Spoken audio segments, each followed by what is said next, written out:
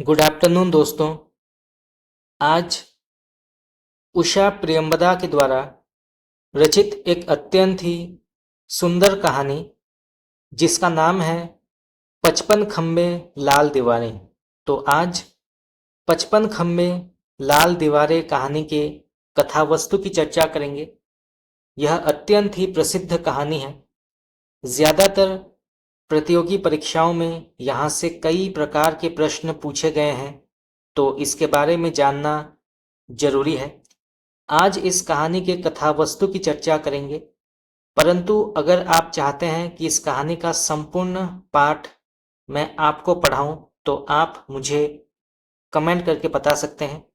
इसके अलावा इस कहानी के अंतर्गत आने वाले इसके महत्वपूर्ण तत्व जैसे देश काल, वातावरण, शीर्षक, भाषा शैली जैसे महत्वपूर्ण तत्वों पर अगर आप चाहते हैं कि उसका भी क्लास मैं आपको कराऊं तो आप मुझे कमेंट करके बता सकते हैं। इसके अलावा हमने हिंदी साहित्य से जुड़े जितने भी प्रकार के काल हैं जैसे आदिकाल, भक्तिकाल, रीतिकाल और आधुनिक काल से जुड़े महत्वपूर्ण प्रश्न उत्तर की चर्चा की है जो ज्यादातर परीक्षाओं में पूछे गए हैं। तो अगर आपने अभी तक मेरे पहले के क्लासेस नहीं देखे हैं तो आप जाके देख सकते हैं। तो चलिए शुरू करते हैं। 55 खम्बे लाल दीवारें। मुख्य नायिका सुषमा एक मध्यम वर्गीय परिवार की सबसे बड़ी बेटी है जो अपनी प्रतिभा और शिक्षा के साथ कमाने और अपने परिवार का समर्थन करने में सक्षम है।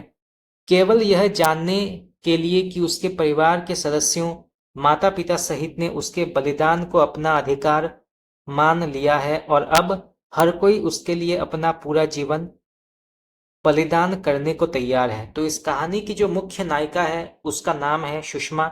वो एक मध्यम वर्गीय परिवार की लड़की है और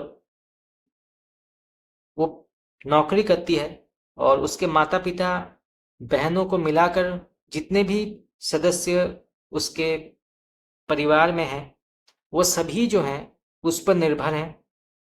वो जो भी आमदनी करती है वो सारे पैसे वो अपने परिवार वालों पर खर्च करती है और इस बात का पता उसके माता पिता को अच्छी तरह से मालूम है।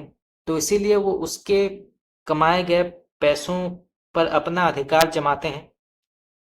वे स्पष्ट रूप से परिवार के सदस्य हैं लेकिन वास्तव में खून चूसने वाले परजीवी हैं जिनका एकमात्र उद्देश्य भावनात्मक ब्लैकमेलिंग के माध्यम से उसका शोषण करना है।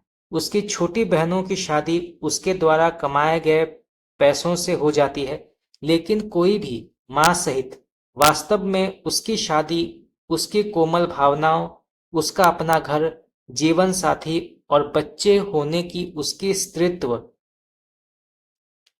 जरूरतों की परवाह नहीं करता है। तो जो सुषमा है वो अपने परिवार वालों के लिए पैसा कमाती है। उसको जो वेतन मिलता है उन पैसों से जो है उसके माता पिता, उसके जो बाकी उसकी बहनें हैं उनकी शादी पर वो खर्च कर देते हैं। जबकि घर की सबसे बड़ी बेटी सुषमा है तो उसकी शादी के बारे में कोई नहीं सोचता। तो इससे ये पता चलता है कि उसके जो माँ बाप हैं वो खून चूसने वाले परजीवी के समान हैं जो अपनी बड़ी बेटी को जो है घर में रखकर उसका इस्तेमाल कर रहे हैं सिर्फ पैसे कमाने के लिए। चलिए आगे बढ़ते हैं। एक लड़का जो उससे उम्र में छोटा है, नील, उसके जीवन में प्रवेश करता है और वह उससे बेइंतहा प्यार करने लगती है।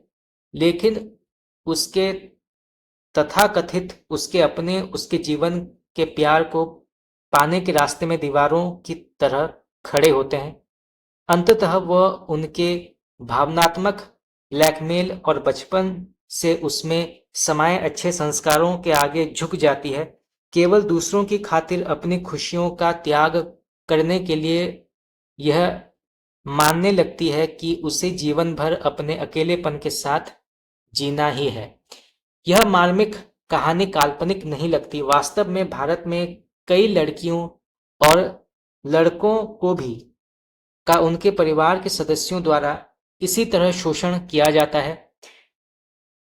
तो यहाँ पर जो है लेखक इस कहानी के माध्यम से ये बताते हैं कि आज भी भारत में जो है कई बच्चे ऐसे होते हैं जो अपने हिसाब से अपने अधिकारों से वंचित रहते हैं, अपने हिसाब से जीवन नहीं जी पाते, उन्हें अपने माँ बाप के हिसाब से जीना पड़ता है, चलना पड़ता है, जो कि एक तरह से गलत है।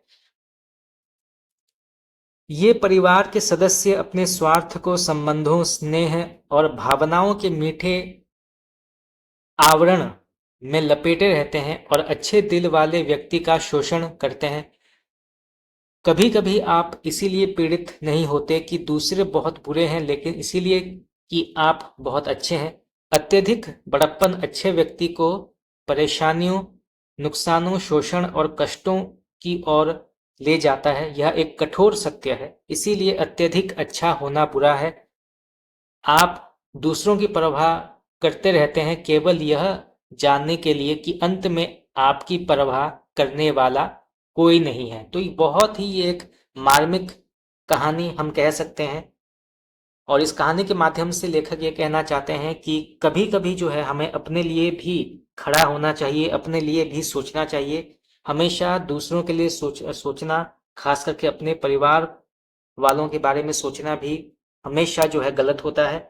अपने जिंदगी, अपने भविष्य के बारे में भी सोचना चाहिए, और यही गलती जो है सुषमा ने की। उसने कभी भी अपने बारे में नहीं सोचा, अपने जीवन के बारे में नहीं सोचा। उसने कभी नहीं सोचा कि मुझे भी शादी करनी है।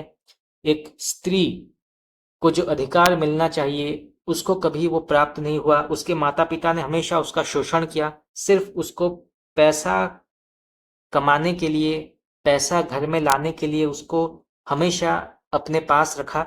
और उससे छोटे जो उसके बहनें थी, उनकी शादी जो है उसके माँ बाप ने करवा ली, पर उसका विवाह होने नहीं दिया, क्योंकि अगर वो विवाह करती है तो पैसा कमाने का सूत्र जो है वो चला जाएगा। तो दोस्तों आज के लिए इतना ही। आज हमने 55 खंबे लाल दीवारें कहानी की बहुत ही एक छोटी सी कथा वस्तु की चर्चा की। परंतु अगर आप चाहते हैं कि इस कहानी का संपूर्ण विवरण मैं पढ़ाऊं तो आप मुझे कमेंट करके बता सकते हैं। तो आज के लिए इतना ही। अगर आप लोगों को मेरा क्लास पसंद आया तो आप मुझे कमेंट करके बता सकते हैं। आपका बहुत बहुत धन्यवाद।